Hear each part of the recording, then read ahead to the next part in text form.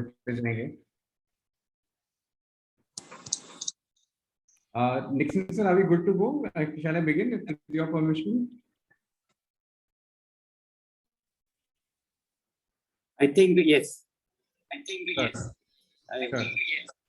तो मैं सभी की जानकारी के लिए बता दूं, आज जो हमारे साथ मेहमान हमारे साथ जुड़े हैं, मिस्टर निक्सन जोसेफ, ये सीईओ हैं CLT India, CSR and sustainability consultant India, और सर का बहुत वास्ट एक्सपीरियंस है कॉर्पोरेट सोशल रिस्पांसिबिलिटी में।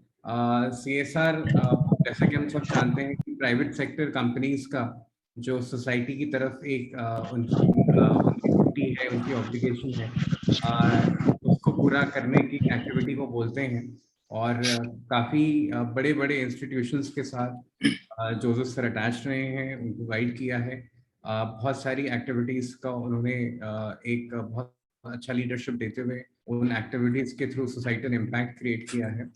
और एक सस्टेनेबल तरीके से हम कैसे सोसाइटी को कंट्रीब्यूट कर सकें, कैसे हम एक सस्टेनेबल डेवलपमेंट को हम ज़मीन पे उतार सकें, आज इस पे चर्चा करने के लिए हमने इनसे खास इनका समय लिया था, इनको निमंत्रित किया था। और ये सर का बहुत ग्रेस है कि उन्होंने यहाँ आके हम सबको एड्रेस करने के लिए अग्री किया। इसके पहले कि सर अपनी बात रखें, मैं एक छोटा सा एक ब्रीफ दे दूँ मॉडल गांव के बारे में। काफ़ी लोग जानते हैं यहाँ पे हम एक होलिस्टिक डेवलपमेंट के अप्रोच के साथ हिंदुस्तान के हर गांव को एक आदर्श गांव कैसे बना सकें, उसके एक वर्किंग मॉडल पे हम काम कर रहे हैं। करीब 8 ग्राम पंचायतें ऐसी हैं जहाँ पे हमारा ग्राउंड पे काम चल रहा है, जिसपे हम प्रयासरत हैं कि हम उसे एक आदर्श गांव के रूप में तब्दील कर सकें। इसके साथ ही ऐसी मीटिंगों के माध्यम से हम ज़्यादा से ज़्यादा लोगों तक मॉडल गांव के आइडिया को, उसके मैसेज को पहुंचाने की कोशिश कर रहे हैं, ताकि एक बार ideas are a great conversation starter and conversations trigger actions. तो जितनी बार हम जब तक किसी चीज़ के बारे में सोचेंगे नहीं, उसके बारे में चर्चा नहीं करेंगे, तब तक वो एक्शन में तब्दील नहीं होगा। इसलिए इस तरह की बैठकें और मीटिंग्स बहुत इंपॉर्टेंट होती हैं। हमारे पास भी जिस तरह से हम लोग भी आगे बढ़ रहे हैं, वो हमारी कोशिश यही है कि हम कैसे लोगों के माइंडसेट को इम्पैक्ट करते हुए आगे बढ़ें। हम इंटरवेंशन से ज़्यादा हम लोगों को एजुकेशन के माध्यम से उनको मेंटली ट्रेन करके, मेंटली अवेयर करके कि किस तरह से डेवलपमेंट होना चाहिए, किन मुद्दों पर डेवलपमेंट होना चाहिए, होलिस्टिक डेवलपमेंट किसको कहते हैं, उसके क्या फ़ायदे हो सकते हैं, इन पहलुओं के बारे में लोगों को अवेयर करते हुए हम इस प्रोजेक्ट को आगे ले जाने की कोशिश कर रहे हैं। So Nixon sir, over to you please, and we are very excited to hear from your experience and insights, please. Thank you, Saurabh Lal ji, for that introduction. मैं ये अपने गांव के बारे में बहुत सुना है और आज ऐसा मौका मिला, बहुत खुशी है। आप सभी के साथ बातचीत करने और ग्राम विकास और स्थिरता पर बोलने के लिए आमंत्रित किए जाने पर मुझे बहुत खुशी हो रही है। आदर्श ग्राम का कार्यक्रम को पूरे जोश के साथ चलाने वाली डॉक्टर हीरा लाल जी को विशेष धन्यवाद। मैं उन्हें सोशल मीडिया पर करीब से फॉलो कर रहा हूँ। ग्रामीण विकास पर उनके जुनून और विचारों से काफी प्रेरित। मेरी हिंदी बहुत धारा प्रवाह नहीं है, लेकिन गूगल अनुवादक और हिंदी और अंग्रेजी के मिश्रण की मदद से हम बातचीत करेंगे। कृपया मुझे माफ कर दें। मैं अब एडटेक क्षेत्र में एक गैर सरकारी संगठन सीएलटी इंडिया का सीईओ है। हमारा लक्ष्य सभी को गुणवत्तापूर्ण शिक्षा उपलब्ध कराना है। हमने अपने डिजिटल शिक्षा कार्यक्रम को पूरे भारत में लगभग 4500 स्कूलों में लागू किया है। हमारा प्रोग्राम ऐसा है कि बिना इंटरनेट के भी ये काम कर सकता है। मेरा कोई लंबा स्पीच देने का इरादा नहीं है। इसके बजाय मैं कुछ मिनटों के लिए गांव के विकास में अपने अनुभव साझा करूंगा और फिर आप सभी से अधिक जानने के लिए आप सभी के साथ बातचीत करूंगा। मेरा मानना है कि किसी भी व्यक्ति के साथ हर बातचीत एक दूसरे के लिए एक सीख है और मैं चाहता हूं कि ये बातचीत भी ऐसी हो। हम सभी मानता है कि भारत अपने गांवों में बसता है, इसलिए भारत का विकास से जुड़ा हुआ है। भारत दुनिया की सबसे तेजी से बढ़ती अर्थव्यवस्थाओं में से एक है। विकास का अर्थ यह भी है कि विकास का लाभ भारत के कोने कोने तक पहुंचना चाहिए और प्रत्येक नागरिक को विकास का लाभ उठाना चाहिए। हम सभी जानते हैं कि जब विकास की बात आती है तो शहरी ग्रामीण विभाजन होता है। अभी भी कई गांवों में गुणवत्तापूर्ण शिक्षा या स्वस्थ या यहाँ तक कि पीने के पानी तक पहुंच नहीं है। कई गांवों में बुनियादी ढांचे का भी अभाव है। मैंने पूर्वोत्तर भारत साहिल भारत के विभिन्न गांवों की यात्रा की है। मैंने पाया है कि वास्तविक विकास इनमें से कई गांवों तक पहुंचना है। गांवों में जीवन स्तर और जीवन की गुणवत्ता में सुधार लाने के उद्देश्य से बेहतर बुनियादी ढांचा होना चाहिए।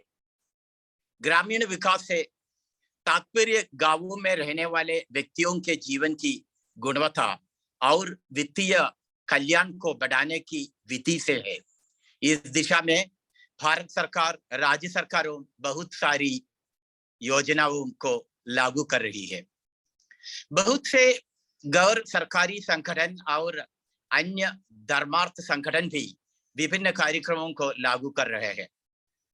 सरकार ने अनिवार्य किया है कि सभी कॉर्पोरेट को अपने लाभ का 2% कॉर्पोरेट सामाजिक जिम्मेदारी के लिए अलग रखना चाहिए। इसलिए कई कॉर्पोरेट ने भी गांवों के विकास के लिए धन का निवेश किया है।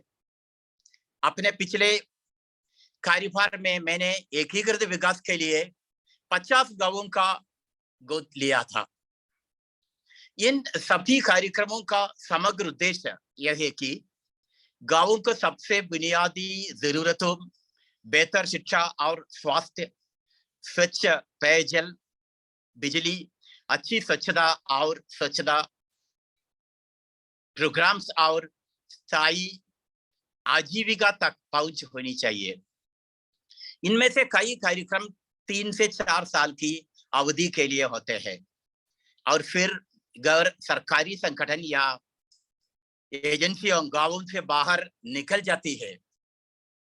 मैंने जो देखा है वो यह है कि इन गैर सरकारी संगठनों एजेंसियों के बाहर निकलने के बाद अधिकांश विकास पहल बंद हो जाती है।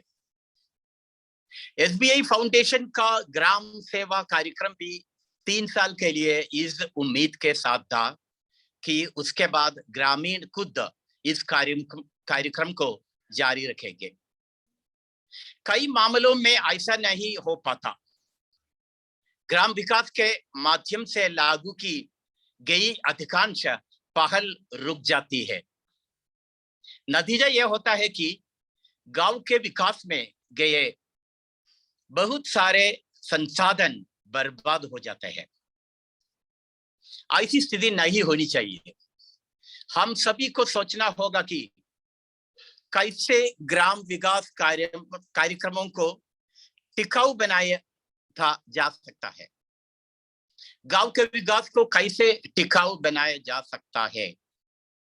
मुझे विश्वास है कि आप सभी को मुझसे ज्यादा इसका जवाब पता होगा।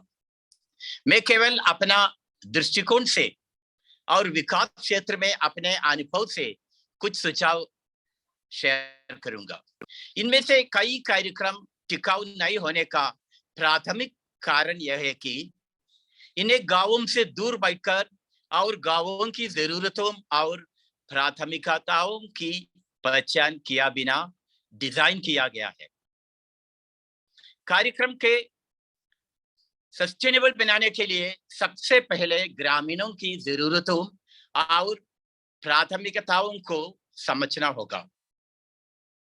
ग्रामीणों के साथ गहराई से बातचीत करें और समझे कि उनकी क्या आवश्यकता है।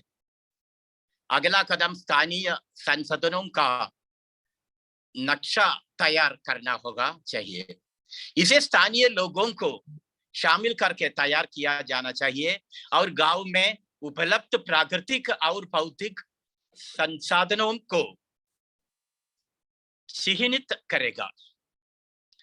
संसाधन मानचित्र का आधार पर गांव की जरूरतों और विकास की संभावनाओं के आधार पर एक गैर विकास योजना तैयार की जानी चाहिए।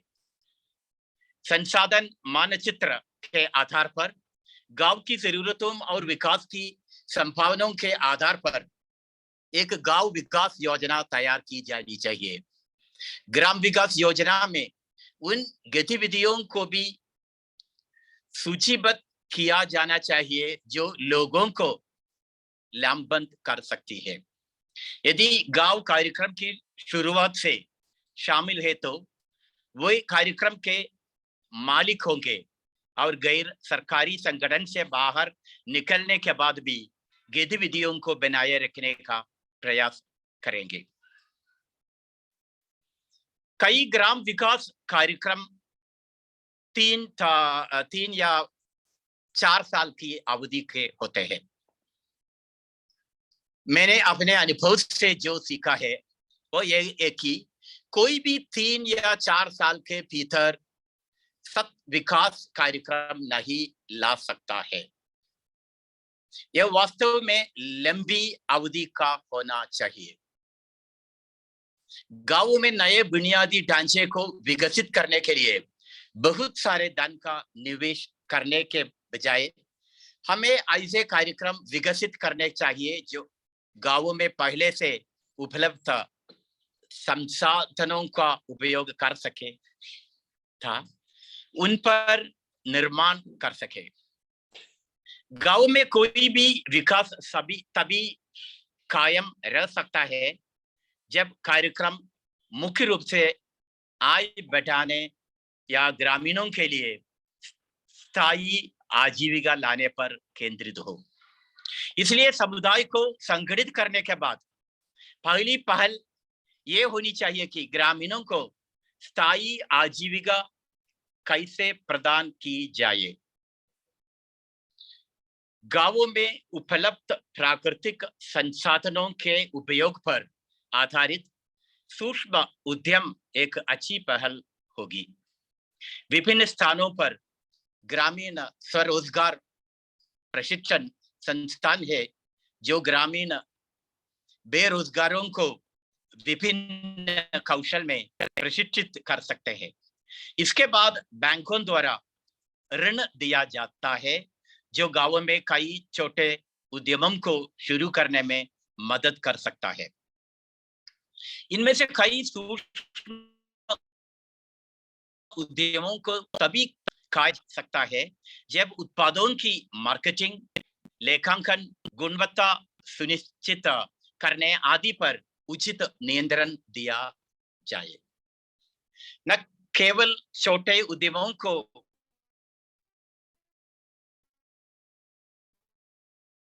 खोलने पर बल्कि उन्हें टिप्स पर भी ध्यान दिया जाना चाहिए। ग्रामीण पर्यटन, कृषि पर्यटन, धार्मिक पर्यटन और पारिस्थितिक पर्यटन विकल्प या पूरक आर्थिक है जो एक मुख्य आर्थिक क्षेत्र कृषि, वानिकी, ऊर्जा, खनन या मछली पकड़ने के गतिविधियों पर ग्रामीण समुदाय निर्भरता को कम करते हुए ग्रामीण उद्यमिता को और प्रोत्साहित कर सकता है। गांवों का फैलाव, खराब सड़क नेटवर्क और सेवाओं का शहरी संकेतन स्थानीय ग्रामीण उत्पादकों और शहरी ग्राहकों के बीच सीधे संपर्क के विकास में बाधक है। किसान उत्पादक संगठनों का विकास बड़े बाजारों तक पहुंच बढ़ाने का समाधान हो सकता है। ग्रामीणों के बीच जागरूकता होनी चाहिए कि वित्तीय संसाधन हमेशा गाँव में नहीं आ सकता है और इसलिए गाँव में हर किसी को ये सुनिश्चित करने की आवश्यकता है कि लागू की गई पहल जारी रहे। इन कार्यक्रमों में से कई को बनाए रखने का एक तरीका गांव विकास कार्यक्रम द्वारा स्थापित बुनियादी ढांचे को बनाए रखने के लिए ग्रामीणों से मामूली शुल्क एकत्र करना है। प्रत्येक ग्रामीण विकास कार्यक्रम में कृषि और संबद्ध कृषि विकास गतिविधियों को अनिवार्य रूप से शामिल किया जाना चाहिए। ये ग्रामीणों को जोड़े रखने का पहला तरीका है। इससे नियमित आय भी सुनिश्चित होगी। खेल एक ऐसी गतिविधि है जो धर्म, जाति और वर्ग के बावजूद गांवों को एकजुट कर सकती है। इसलिए ग्राम विकास कार्यक्रमों को डिजाइन करते समय खेलों पर उचित ध्यान दिया जाना चाहिए। एक सामान्य विचार यह है कि एक गांव हमारा है और एक कि हम में से प्रत्येक को गांव को साफ रखने की अपनी भूमिका निभानी है और इसके बुनियादी ढांचे को उपयुक्त रूप से बनाए रखना हम सभी में विकसित होना चाहिए। एशिया का सबसे स्वच्छ गांव मेघालय के गांवों में से एक है। ये सबसे साफ हो गया क्योंकि सभी ग्रामीणों ने अपने गांव को साफ रखने की आदत बना ली थी। उन्हें यह सुनकर गर्व होता है कि उनका गांव एशिया में सबसे स्वच्छ है। हम सब मेघालय के उस गांव का अनुकरण करने की कोशिश क्यों नहीं कर सकते? जल संचयन में सुधार, सूखा प्रतिरोधी फसलों की खेती, पारिस्थितिक बहाली, बेहतर स्थानीय शासन, वित्तीय साधनों, एकीकृत संसाधन प्रबंधन, अच्छी सार्वजनिक सेवाओं और बेहतर शहरी ग्रामीण संबंधों के साथ मिलकर दुनिया भर के ग्रामीण समुदायों को अधिक टिकाऊ बनने में मदद मिल सकती है। किसी भी ग्रामीण विकास कार्यक्रम में मौजूदा सरकारी योजनाओं का लाभ उठाने की पहल होनी चाहिए। यह सच है कि कई ग्रामीणों को सरकारी योजनाओं की जानकारी नहीं है और वे इनका लाभ नहीं उठा पा रहे हैं।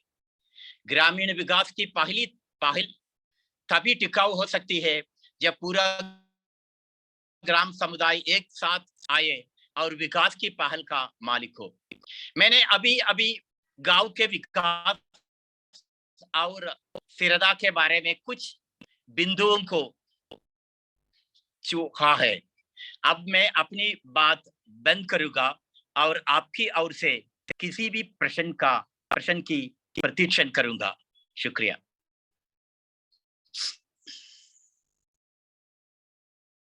हमारे साथ जुड़े सभी साथियों से निवेदन है, किसी का कोई अगर सवाल हो तो निक्सन सर से पूछ सकते हैं। बहुत डीप अनुभव है इनका, काफी जगहों पर इन्होंने काम किया है, कई तरह के प्रोजेक्ट्स पे काम किया है, तो गांव के परिवेश को बहुत अच्छी तरह समझते हुए बहुत अच्छी इंफॉर्मेशन दे सकते हैं। Sir, by the time we receive more questions, मैं स्टार्ट करना चाहूँगा अपने पर्सनल क्वेश्चन से कि in your tenure sir, people mobilisation को लेके, specially when we are working at the mindset level, what is the biggest challenge in transforming people's mindset you think there is, and what could be probable ways of addressing them, sir? वो बहुत rural development, lot of challenges है इसमें rural development के लिए, क्योंकि हमारा वो tradition, हमारी प्रैक्टिस है, बहुत एनजीओ, गवर्नमेंट, बहुत ऐसा एजेंसीज, ऑर्गेनाइजेशंस गांव में इन्वेस्टमेंट करेगा, ऐसा ही वो ट्रेडिशन ऐसा कंटिन्यू करेगा। गांव लोग और गांव नहीं सोचेगा ये लिमिटेड है, गवर्नमेंट के पास रिसोर्सेस लिमिटेड है, एनजीओ के पास रिसोर्सेस और धन लिमिटेड है, इसलिए 3, 4, 5, 6 साल में ये एनजीओ और एजेंसी चला जाएगा। उसके बाद हम लोग ये इनिशिएटिव्स जो है वो कंटिन्यू करना है। ये बहुत चैलेंज है क्योंकि लोग को ऐसा प्रैक्टिस नहीं है कि हमारा विलेज का डेवलपमेंट हमारा ड्यूटी है। ये माइंडसेट लाइक इसमें चेंज करना है, क्योंकि हम सब गांव नहीं है, शहर सब जगह में हम सोचा ये सब गवर्नमेंट का ड्यूटी है। हमारा गांव साफ नहीं है, ये गवर्नमेंट का ड्यूटी है, तो दूसरा पंचायत का ड्यूटी है। हमारा कुछ ड्यूटी नहीं है, हमारा ड्यूटी है ये गवर्नमेंट क्या देता है वो एंजॉय करना है। मैं जापान में था 4 साल, उधर क्या मैं देखा है, लाइक वर्ल्ड वॉर सेकेंड में हम लोग सुना है जापान पूरा डूब गया है, पूरा डैमेज बनकर जीरो हो गया है। लेकिन अभी वो बहुत लार्जेस्ट इकोनॉमी नहीं, बहुत प्रोग्रेस हो गया। कैसे प्रोग्रेस हो गया? सब लोग जोड़ के अपना रोल अच्छा तरह किया है। मैं देखा है वो पब्लिक रोड में कुछ गंदा हो, कुछ वेस्ट होने से वो लोग पंचायत का लोग आने के लिए वेट नहीं करता है। जो लोग उसके सामने रहता है वो अपने आप आके वो वेस्ट डिस्पोज करता है। मैं रेलवे स्टेशन में गया, वो एक छोटा कागज उधर उस फ्लोर में रहा था। मैं देखा वो स्टेशन मास्टर खुद आके वो छोटा कागज लेके वो वेस्ट बास्केट में डाला था। और स्कूल चिल्ड्रन में देखा है वो च्यूइंग गम सब च्यू करता है, लेकिन किसी ने इधर उधर नहीं फेंकता है। वो कागज में वो कलेक्ट करके अपना घर में जाके वेस्ट बास्केट में ड्रॉप करता है। तो क्या है ये उन लोगों को बहुत मालूम, उनको मालूम है कि हमारा देश, हमारा गांव, हमारा शहर डेवलप करने के लिए हमारा ईच आदमी चेंज करना है।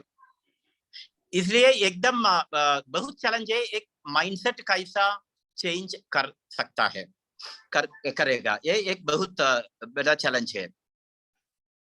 और मोबिलाइजेशन करना भी एक चैलेंज है। ये चेंज करने के लिए मोबिलाइजेशन करने से बहुत आदमी को इसका विभिन्न ओपिनियन होगा, वो क्यों करता है ऐसा, इधर नहीं चाहिए, ऐसा कुछ होता है। इसलिए बहुत होता है, ये सब चेंज करने के टाइम लगेगा, लेकिन बहुत अवेयरनेस प्रोग्राम और मैं बोला स्पोर्ट्स को करना है, गेम्स, बहुत स्पोर्ट्स विलेजेस में करने से सब लोग यूनाइटेड हो सकता है। और बहुत लाइक क्या प्रोग्राम विलेजेस में करता है उसका कम्युनिटी लीडर्स, पंचायत लीडर्स, ऐसा सीनियर सिटीजन, ये सबको मिलके बहुत कमिटी बनकर उनको ओपिनियन पूछना है। तो ऐसा करने से ओनरशिप हो सकता है। अब मैं बहुत देखा है एनजीओ आता है, वो अपना प्रोग्राम इम्प्लीमेंट करने का कोशिश करता है, लेकिन पहले क्या करना है, सब थोड़ा से चेंज करने के लिए बहुत अवेयरनेस प्रोग्राम करना है, मोबिलाइजेशन प्रोग्राम करना है, लेकिन इसके लिए बजट नहीं है। फाउंडेशन या एनजीओ का प्रोग्राम में मोबिलाइजेशन करने के लिए थोड़ा बजट देता है, लेकिन वो बजट खत्म होने के बाद मोबिलाइजेशन सब अवेयरनेस प्रोग्राम सब बंद होता है। तो बहुत चैलेंजेस है इस रूरल डेवलपमेंट में। मैं देखा है बहुत प्रोग्राम 3 या 4 साल का है विलेज डेवलपमेंट। 3-4 साल में माइंडसेट चेंज नहीं होगा। 3-4 साल में जो चेंजेस होता है वो एनजीओ जब बाहर जाएगा उस टाइम में ये प्रोग्राम खत्म होगा। लेकिन बहुत पावर पॉइंट प्रेजेंटेशन में मैं देखा है 3-4 में सब सस्टेनेबल हो गया, विलेजेस अभी प्रोग्राम कर रहा है, ये ठीक नहीं हो गए। पावर पॉइंट के लिए ठीक है, लेकिन आप भी विलेज डेवलपमेंट में काम करता है, आपको भी मालूम है 2-3 साल में बहुत कुछ माइंडसेट चेंज और डेवलपमेंट करना बहुत मुश्किल है। 3-4 साल में इंफ्रास्ट्रक्चर हम बदल सकता है, लेकिन माइंडसेट चेंज करने के लिए एक बात है कि जब बच्चा स्कूल है उस टाइम से उनको सिखाना है कि हमारा लोकेशन, हमारा जो स्पेस हमारा सामने है, हमारा विलेज है, हमारा शहर है, ये हमारा है और उसका चेंज करने के लिए हम लोगों अपना चेंज करना है। ये स्कूल कार्यक्रम, स्कूल पाठ्यक्रम में इंक्लूड करना है, ऐसा ही चेंज होगा। लेकिन उस समय तक बहुत अवेयरनेस प्रोग्राम, मोबिलाइजेशन प्रोग्राम सब करना है। Hello sir. यस, हाँ, Amrendra Kumar Shah, retired engineer from Bokaro steel plant. Hello hello hello. जी सर, हम प्रणाम करते हैं सबको। और हीरालाल जी के प्रेरणा से हम लोग बहुत कुछ किए हुए हैं और हम लोग उनके साथ लास्ट ईयर काम किए थे। और पूरे मिथिला जो है नॉर्थ बिहार, उसमें 18 जिला में हम लोग काम कर रहे हैं। ओके और ओके बोकारो मेरा सेंटर है। ओके तो बोकारो में हमने एक खुशहाल बोकारो कर करके सेंटर शुरू किया है, जो 1 साल पहले ही हम यहाँ पर जनवरी में 21 में 5 रूम लेकर के ड्रोन जो है देवेश झा का, जो मणिपुर से गिराया है डे बेस्ट, वह मेरे भक्त हैं, मेरे साथ हैं, उस टीम में हम लोग हैं, जो अभी बिहार में पूरा दारू का पकड़ रहा है। तो ओके वो ड्रोन के लिए सबसे बड़ा चीज है रिवोल्यूशनरी, जो ड्रोन के चीज को, जैसे कंप्यूटर पहले शुरू में था और जो नहीं सीखा वो पीछे रह गया, अभी सब कुछ उसमें है, वैसे ही अभी कंप्यूटर सॉरी ड्रोन है। हम 50 दिन तक हैदराबाद, बम्बई, पूना घूमे थे अक्टूबर नवंबर में। और ड्रोन के बारे में 1 साल पहले ही, जब नहीं दिए थे मोदी जी उनको पूरा इंडिया के लिए, Okay. इससे पहले ही हम कर रहे थे।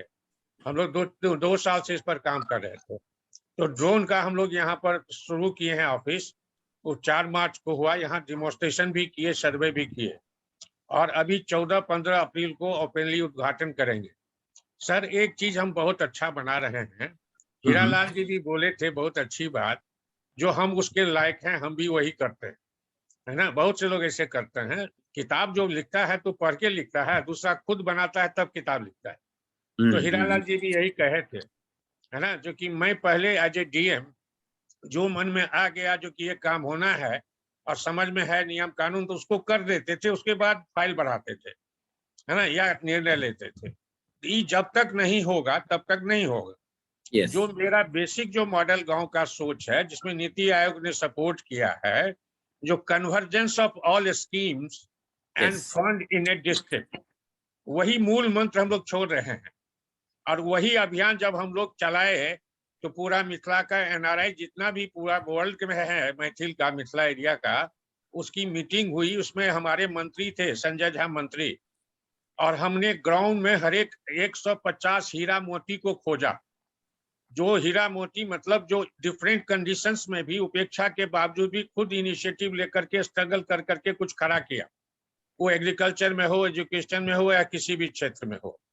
तो उसी लोगों को हमने जो प्रपोजल बनाया है, जो कोरोना के चलते हो गया था, जिसका सेंटर ऑफ एक्सेलेंस हम यहाँ बोकारो में खोल रहे हैं। मेरे कहने का मतलब है सर, जो अवेयरनेस से ज्यादा डिमोन्स्ट्रेशन, जो विजुअल होता है, ज्यादा होता है ना। जो भी हम लोग जितने भी हैं, जब कहीं जाते हैं देखने के लिए, तो जो नॉलेज है ऑलरेडी, उसको जब देखते हैं वहाँ प्रैक्टिकल, तो उस ज्यादा समझ में आ जाता है इम्प्लीमेंटेशन का। Yes. हम लोग सर करेंगे रिक्वेस्ट, जो बोकारो में हम एक बड़ा ये बना रहे हैं, अटल कलाम सिटी, ड्रीम सिटी, उसमें एक यूनिक खोल रहे हैं, नगर निगम के अंतर्गत है। अभी जो कोरोना के बाद इफेक्ट हुआ है, उसमें सब है जो इंटीग्रेटेड हो, नजदीक में हो, इसीलिए 2 टायर 3 टायर में सब आ रहा है ना, जिससे कि मैन पावर, रिसोर्सेस, लॉजिस्टिक सब कम हो, है ना। तो गांव को जोड़े, गांव में ही हो रहा है ये संभव, है ना, गांव के लिए ही सब कुछ संभव हो रहा है। तो इसको समझना जरूरी है। अब जो भी लोग पोटेंशियल्स काम करने वाले हैं, है ना, वो एक एक मॉडल एक जगह खड़ा करें, और उस मॉडल में अकेले संभव नहीं है। आप लोगों, जैसे हमने कहा था शुरू में गंगवार साहब को भी, उनको भी, जो कि सारे लोग एक एक्सपेरिमेंटल लैब की तरह एक जगह खड़ा करिए। मान लीजिए कुछ लोग रिसोर्सफुल हैं, कुछ लोगों के पास सब कुछ है, वो करना चाहता है, तो सारे लोग उसको मदद कीजिए, गाइड कीजिए, मेंटोर कीजिए। और उस मेंटोर करने के बाद स्वतः पूरे जिला का कंसंट्रेशन हो जाएगा वहाँ। हमारे यहाँ सुविधा है, एमएलए है, एमपी है, डीसी है, डिस्ट्रिक्ट हेडक्वार्टर है, हम लोग सोशली पॉलिटिकली अटैच्ड हैं, किसी का बंधुआ मजदूर नहीं है, लेकिन वो क्रिएटिव काम के लिए हम लोग हैं, है ना। तो क्या है, मोदी जी भी अब बोले हैं कि 10 ऐसा आइटम चुनिए जो कि एक्सपोर्ट किया जा सके, हमारे लोगों के अभियान के कारण। तो अभी सर हम रिक्वेस्ट करेंगे आप सबों से, जो भी स्टार्टअप है, हम एक एक पीस सबका मंगा रहे हैं, पूरे जो जिसको कि बड़ी कंपनी नहीं प्रमोट होने दे रहा है, उसका हम लोग बोले हैं, जो कि आप एक पीस, जो मान लो 5,000 का तुम 15,000 में बेचते हो, तो आप ऐसा करो जो कि 20% आपको सब खर्चा कट के कमीशन वगैरह फलना एडवर्टीजमेंट करके बचता है, अगर एक स्टार्टअप को 20% बढ़ जाए और सस्टेनेबल हो तो बहुत बड़ी कंपनी हो सकती है। yes. तो उसी में हमने कहा जो कि एक मॉडल जो आप फ्री में देते हो, हमको एक मॉडल आप 5,000 प्लस 20% मैंने अमाउंट बोले जो कि अगर ₹1 पड़ता है तो उसमें 20% लेकर के हमको दे दो। हम यहाँ पर एग्जीबिशन कर रहे हैं, हर एक आइटम का एग्जीबिशन, किसी भी क्षेत्र में टेक्नोलॉजी हो, और वो हर एक सैटरडे संडे को वो ओपन करेंगे ऐसे लोगों के साथ जो क्रिएटिव है, उसी जुनून वाला है। तो एग्रीकल्चर टूरिज्म हमारा बहुत बड़ा एक तो आपसे निवेदन है। गांव है, नगर निगम है, लेकिन उसमें गांव है, तो उस गांव में हम कर रहे हैं जो नजदीक है, नगर निगम के बहुत नजदीक है। यूनिक होगा इंडिया का, जितना इंडिया का एग्रो टूरिज्म का प्लांट्स है, पौधा है, लेटेस्ट स्केपिंग है, हर्ट्स है, बांस का है, लो कॉस्ट का है, ये सारे चीज उसमें हम लोग प्लान कर रहे हैं बनाने का, है ना। तो आप सबों से निवेदन है कि जब इतना काम हो रहा है और हम जुड़े हुए हैं 1 साल से ज्यादा ही से, और हीरालाल जी से है, अब बहुत काम हम लोग किए उनके प्रेरणा से, उनके सहयोग से, और हमारे सब हैं, और गवर्नमेंट भी अब जोर दे दी है हम लोग के एरिया में काम करने के लिए। बहुत सा रोड वगैरह या ये सब बहुत जल्दी है, क्योंकि प्रेशर जो पड़ा था, क्योंकि 62% गरीब है हमारे एरिया में, सबसे देश में कम ज्यादा गरीब वो बिरसा का, और बोकारो में हमको सब सुविधा है। हमारे बच्चे सब जगह इंडिया में जितनी भी कंपनी खोजेंगे सब में एक्सपर्टीज है। तो ऐसे आप लोगों के सहयोग से अगर आप लोग सब मिलकर करके यहाँ बोकारो के लेवल को हमको दीजिए तो सारा रिसोर्सेज हमारे यहाँ उपलब्ध है, ठीक है ना, वो हम देने के लिए तैयार है।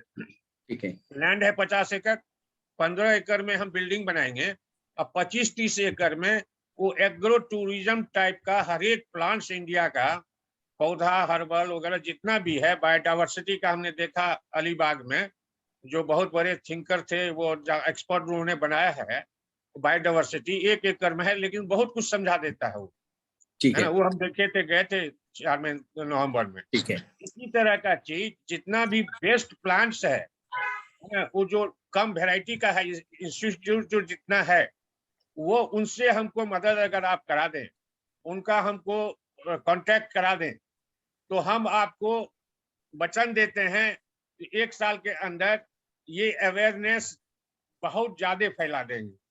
ठीक है थैंक यू बोलने से लोग नहीं सुनता है, क्योंकि सबके साथ रिसोर्सेज की कमी है, नॉलेज भी उतना नहीं है। हम बात समझ गए आपकी, और जो भी आपकी जिस जहाँ पे भी आपको लग रहा हो कि हम लोग इंटरवीन कर सकते हैं, उसकी एक लिस्ट हम लोग को भिजवा दीजिएगा, और उससे संबंधित जो भी एक्सपर्ट्स हैं, रिसोर्सेज गौरव हैं। लाल जी सर, आपसे बहुत बार बात हो चुकी है हमारी 1 साल से, और मैं जी सिंपल सा एक रिक्वेस्ट किया, तो आपके पास जितने भी एक्सपर्ट्स हैं, जो भी एक्सेलेंस हैं, वो हर्बल में हो और वो ये ऑर्गेनिक में हो या इंस्ट्रूमेंट में हो, इक्विपमेंट्स में हो, स्टार्टअप हो, बढ़िया चीज हो, उसको हमको मेरा नंबर आप उसको निक्कू झा को नहीं दिए, है ना। निक्कू झा के एक मीटिंग में पिछले दिए थे हम, जो आप हमसे कांटेक्ट के लिए उनका हम खरीद लेंगे सब्जी कोठी, है ना, वो नहीं ले पाए।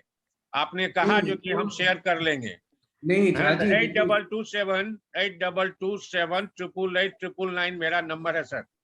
हाँ ये आप इसको चैट पे डाल दीजिए, और देखिए चैट में सर हम लोग 74 साल के हो गए, बड़ा खराब होता है, कोई बटन दबाते हैं सौरभ जी, कोई और दब जाता है। आपके पास तो 12 में डिटेल है, हम 200 मेंबर बनाए हैं, मेरा भी हाँ मेंबरशिप नहीं झा आपके जी, पास देखिए है। नहीं मैं बात समझ रहा हूँ। मैनिफेस्टो क्या वाला होता है हम ही शुरू किए ना।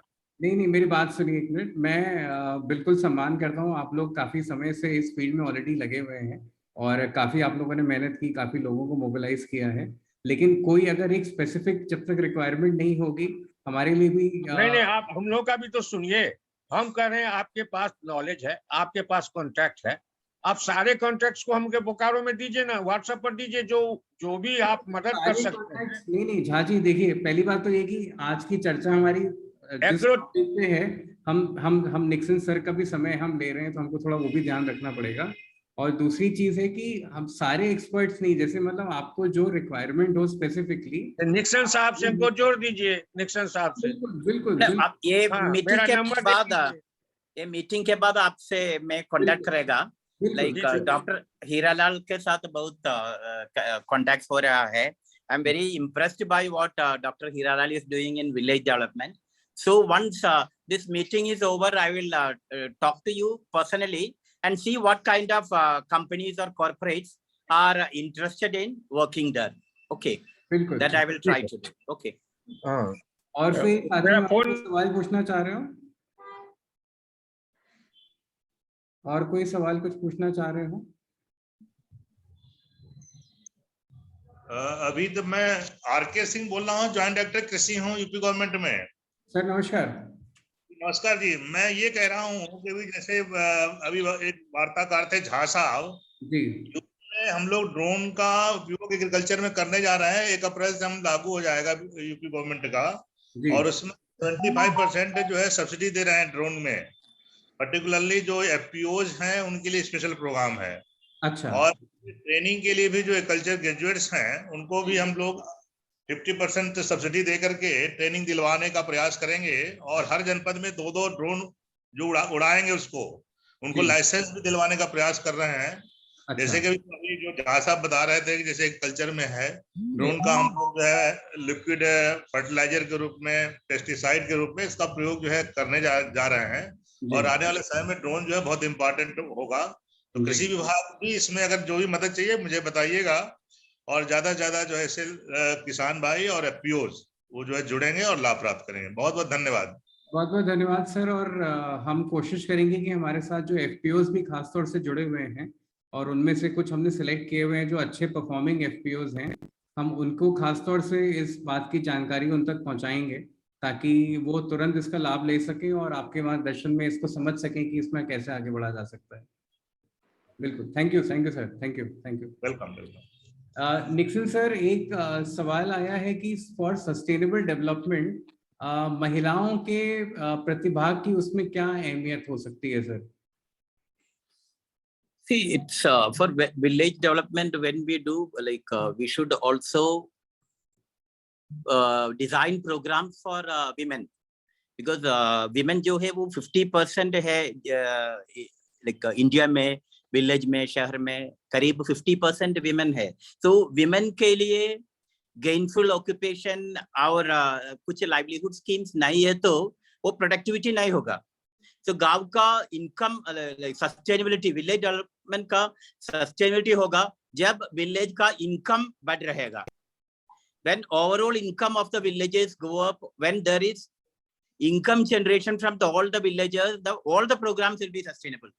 So village women के लिए we have to find out some livelihood programs for the women. It can be based on animal husbandry. It can be based on food processing. वो village में क्या natural resources है वो utilize करने का कुछ schemes बनेगा, और बहुत सेल्फ हेल्प ग्रुप्स बन सकता है।